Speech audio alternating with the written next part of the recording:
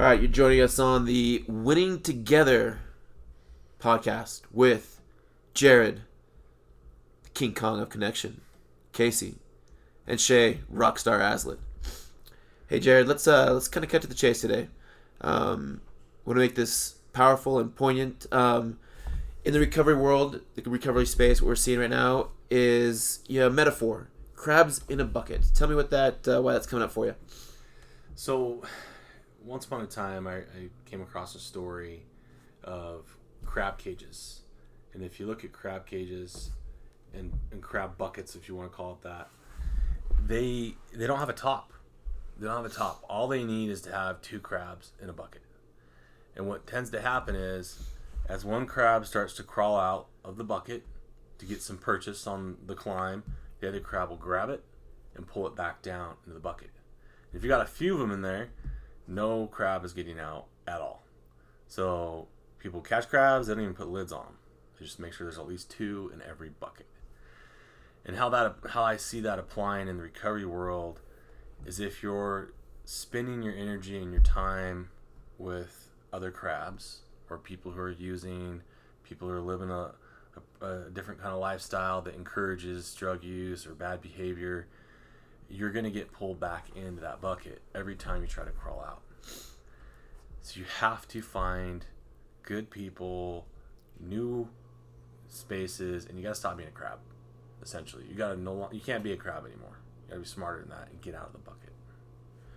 I think one of the tricky spaces that comes up is if you're in recovery, and here at Winning Together Recovery, sponsored by I Am Recovery, we don't see recovery just in substance abuse. It is a life skill. And the relationships you've allowed to happen, especially the unhealthy dynamics you've got with family, seem to be the trickiest, the crabbiest. And then with close friends. And changing that is no small thing. It's hard. What are some things you've seen, ways you can not be a crab anymore around unhealthy relationships and family? One of the most powerful things that comes to mind is finding cultures, new family, hobbies that are around other people that are already living a different way. It's so much easier to model a healthy lifestyle from people who are living it than to try to create it from scratch. However, a lot of people in recovery also are dealing with pride and shame and trying to do it solo. So they try to recreate and reinvent what they think sobriety looks like instead of finding these groups, these connection points that are already healthy. Good example right now, we have a sober home we work with that has an awesome culture. And culture is not something that it started out with. Culture is something that was created by finding high character individuals that wanted to live in a good way, and then pairing them with people who had already done recovery a year or two ahead of them and bringing them in and building that relationship. And at this point, we have this men's house we work with that has 2 years of culture building into it. Wow. And there's this system of people that live there and operate there that when someone new comes in, so we get a crab, drop this crab into this house, and a crab's gonna do what a crab's gonna do. It's gonna fill out, it's gonna read the room, it's gonna try to fit in or be gamey or do whatever it's gonna do. But the culture's so strong, there's such high expectation and understanding and brotherhood that it gets old real fast. Being a crab gets old real fast, and defenses come down, behaviors start to change. You either adapt or you don't feel comfortable there anymore. This culture's I'd rather have my prison life, or I'd rather have my street life. And you're probably not ready yet. If you will not adapt to a healthy culture, you're out. And that tends to be the filtration issue. So if this person isn't ready to shift and stop being a crab, they won't like it. But those who do like it, they thrive. Yeah, when you're done being crabtastic, then you want to be around other people who are healthy. So the good news is healthy people are always healthy in the same ways. Unhealthy people come up with all sorts of creative ways to be unhealthy. So to learn and model the way that you get healthy and to live with people who are modeling that and living that is a huge deal. It's something that's earned. I like the idea because also in a place like that, there's a great space for empathy. So it's not you mess up once you're out type mentality. It's more that self-elimination. I can't be so crabtacular, so I'm going to bounce. I don't want to be here anymore. That's a big deal because it's not the love's not there, the empathy and the understanding when you're messing up. But if you're trying to be different, that's what you really want to see is evidence of doing different and being different. Yeah, and it's a difficult thing to even recognize. I think a lot of people who are listening, they probably have a family member, a friend, or they themselves are on the fence of deciding to change, to stop being crabtastic or whatever that is. Crabtacular? Crabtacular. So there's a space in which, like, all right, are they ready to change? And really what we look at is if someone is ready and they start reaching out for support and they start reaching out for help, we want to capitalize on that. You know, we want to help that person get the right connections, the right resources, invest them into the right groups of people and new environments so they have a better opportunity to actually stop being a crab. That's tricky. That's hard to know. And a lot of people mess that up a lot, and they end up enabling and making things worse. Or they play an old script and they get manipulated by that person, or they manipulate themselves. And that's just that game, that never-ending game of, all right, when do I get it? And it's fun to see those who do get it and when they're ready to get it. And that's what I hope to find. I'd love to get someone right on that cusp where they're like, oh, man, I talked to a guy today. My wife left me 2 months ago. I'm going to lose custody of my son. I'm struggling. I can't do that anymore. I need my son in my life. And it was just it's just enough pain to put this person on the cusp. All right, I need to change. This is too much. I need to change. Now there's a difference between just moving away from pain and somebody coming and wanting to move towards healthy. Absolutely. It's kind of a development thing. You know, I think almost everybody who's in addiction or struggling heavily with it, their only teacher is pain. They're not, they're choosing to put meth and cocaine and heroin and horrible things into their body, yet they may also say, yeah, I only eat, vegan. So you're so contradictory. I'm on paleo, but I go through a pack of cigarettes a day. And I hit the gym for 3 hours a day. Like, no disrespect. Like, you're doing one thing right, do it, right? It's calling out the lack of the out of integrity that one is or allows himself to be. The self-deception. Such self-deception. So you have to start taking care of the crab behaviors. Now, why are you acting like a crab? What makes you a crab? Who do you hang out with that's a crab? And then, eat healthy, exercise, sleep and drink water. Do those things. Get nutrition in your body and move forward. However, I don't see people get there in a healthy way until they've experienced enough pain. And on the other side of pain is greatness. And your greatness lies in your willingness to feel, to heal. Talking about changing that scenario in a healthy way. When you want to be healthy, you want to make new friends, want to have new dynamics, I've seen a lot of people feel like they've got to just vomit their story. I'm this, I had a felon this, and I did that, and I was over here, and I'm da-da-da-da-da-da-da. It seems like, Jared, a way to start making friends is just be yourself. Just because you meet somebody doesn't mean they have the right to hear all your story. And how you start using the language around how you introduce yourself is a great way to start changing the way you see yourself. Yeah, and it's such a big deal early on because one of the biggest steps when people start talking about recovery and they start going to therapy or they start going to 12-step meetings or whatever it is, is there's this culture of vulnerability that comes out. It says, all right, let's be vulnerable. Let's share.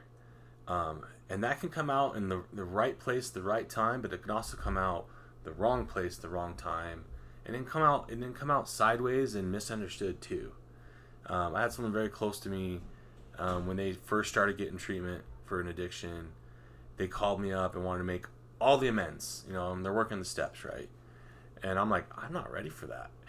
They just started unloading all this stuff. And I'm like, whoa, back it up. We don't have that kind of relationship. We weren't to that full relationship yet. In hindsight, I'm super grateful. And that person's kind of closed up a little bit more now. I enjoyed that vulnerability while it was there. But there's this space in which, okay, don't just share your story with anybody. Maybe what we focus on is healthy connections, healthy relationships, proper place and time. Be willing to be vulnerable. Be willing to share, but also be willing to focus on creation and finding more purpose and doing more with your life. Moving away from all those stories that put you in a position of being a victim or put you in a position of blame, or same thing, being in a position where it's everybody else's fault. Like, those are all just different names for the same thing, but they are the dialogue of crabs. One of the, self-defeating behavior of a crab is to start making themselves a crab, even though they're trying to recover from not being a crab. I'm this and I'm that and I'm this, and they're already damning themselves in the true sense of the word. They're limiting and saying, this is my scope. One great way I found, if you're into what do I need to do to change how I'm living and experiencing life, is just for a couple days, just say, I'm curious. I'm curious. What would it be like? I'm curious about, what do you do, sir? I'm curious. If I didn't say this, what would I say? If you just get curious about yourself and your life and allow yourself some creativity and some freedom, you'll find all those possibilities, like you were saying, open up. And you'll be more interested in somebody else instead of yourself. You've been so self-centered that part of making friends is being interested in other people. How to win friends and influence people. It's been around for decades because it works. Being interested, if you want to be interested in somebody. Say, I'm curious for just 2 days. Just over and over. I'm curious. What show are you watching? I'm curious. Why do I want alcohol? I'm curious. What am I craving? I'm curious. Why do I have a beard? Whatever it is, get curious about it. And all of a sudden you'll feel not the need to tell your story, but to get interested in the other possible stories you could live. Oh, I love that word. I love curiosity. It's so powerful. It's so opening. It opens the heart. It opens the mind. Where a lot of people in the middle of their addiction are so closed, so shut, and it's like I said, that victim stance, that blame stance. Well, can we be curious that there might be other ways of living your life? That other people might have problems too, or other people might feel hurt by your actions, that what you do affects them. And a lot of people know that to a degree, but when they're using, they're not caring about other people. You don't care. And that's really confronting and ugly and horrible, that you can be that person who doesn't give two cacaws about anybody else around you and how it's hurting other people. And then when you decide to, you want to be over as soon as possible, but that's not the way it works. Yeah, and that's one of the issues is, okay, maybe I've been sick for a decade. I've been using for a decade on and off. I've burned every bridge. I've broken every heart. I've done so much damage. Okay, am I going to be better in 30 days? Oh, your program or this place, they're going to help me in 90 days? Are we going to be healed? Is everything going to be all right? And unfortunately, there are voices out there that will sell some snake oil. And they'll say, yeah, 30 days, 60, 90, you're going to be great. Your family's going to see a new you. It's all going to be better. And to a small degree, that's true. Sure, there's truth in that. However, you took 10 years getting sick. You behaved your way into 10 years of horrible things. There's reasons, yes. You need to behave your way out. And you should expect no less than 10 years of good behavior to get out of that stuff. That stuff.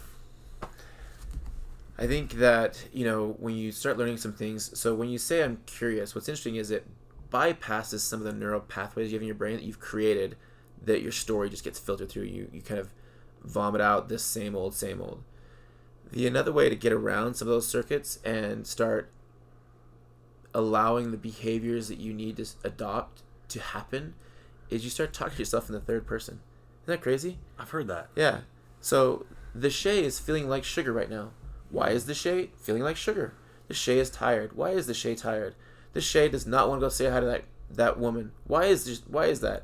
And when you start talking to the third person, it goes right past all these circuits, and you're able to get to the behaviors you want to start adopting quickly, and adopting them, making part of you sooner.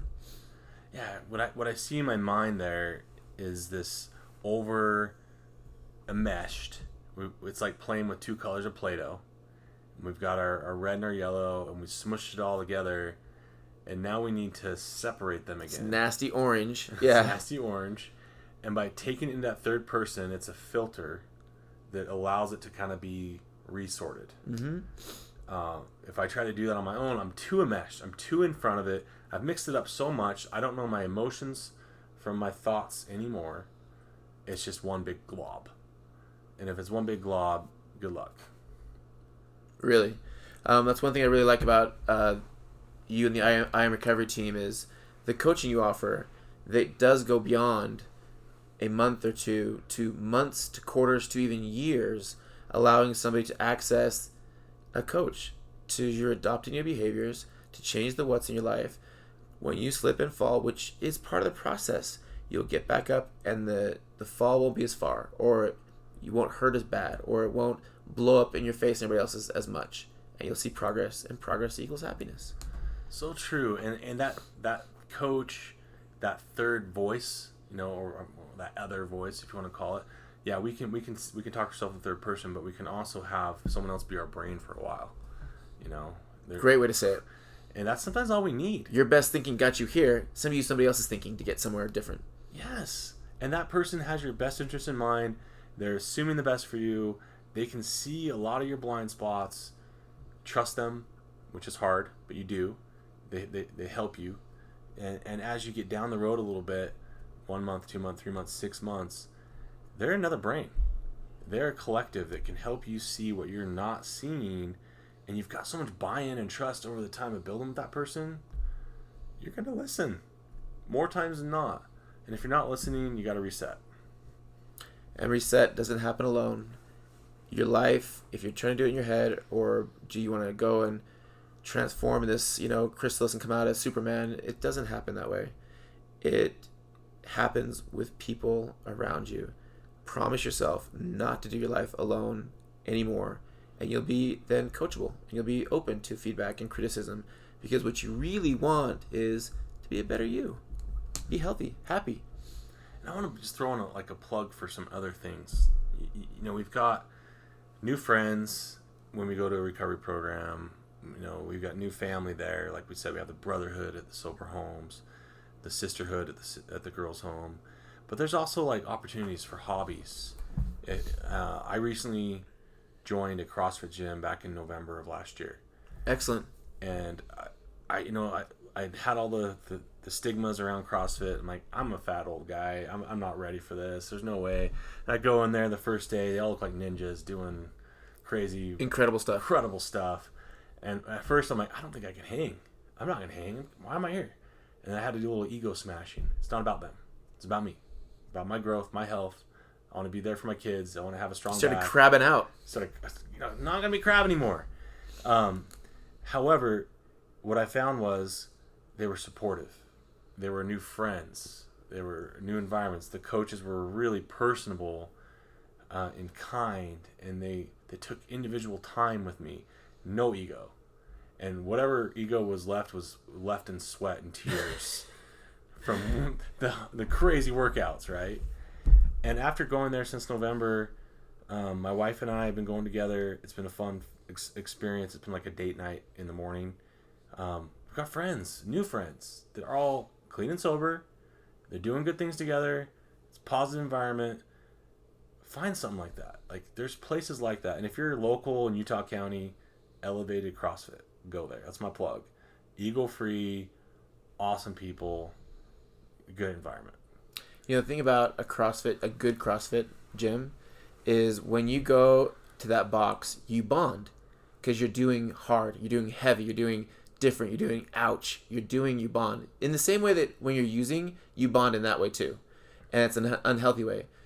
So when you find something like that where you can bond over something that's healthy, physicality, or something with an art aspect, or cinema, or whatever it might be, if you can find some way that you are bonding with other people, then you build that trust that you need to win together, really.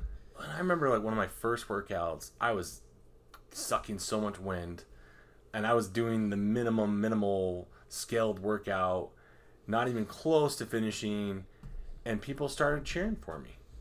You got this, Jared. You got this. One more.